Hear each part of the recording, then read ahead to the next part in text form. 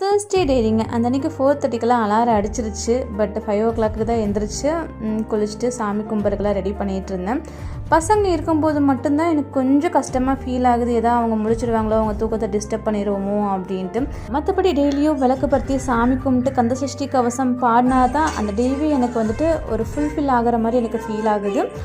பிரேக்ஃபாஸ்ட்டுக்கு குதிரைவாளி அரிசி இருந்தது. அதை வச்சு ஸ்வீட் பொங்கல் மாதிரி ரெடி பண்ணலாம் அப்படின்ட்டு 1 டம்ளர் அரிசிக்கு ஒரு 3/4 டம்ளர் இருக்கும் பாசிப்பருப்பு ஊற வச்சுட்டு, எங்கள் வீட்டில் குருவிகளுக்கெல்லாம் வந்துட்டு ஃபுட்டு கொடுக்குற மாதிரி ஏதோ ஒன்று வாங்கியிருந்தாரு. நம்ம வீட்டுக்கு குருவிகளை வர வைக்கிறதுக்கு நாங்களும் என்னென்னமோ பண்ணிகிட்ருக்கோம். இந்த குட்டி பசங்கனால அது வரதே கிடையாது.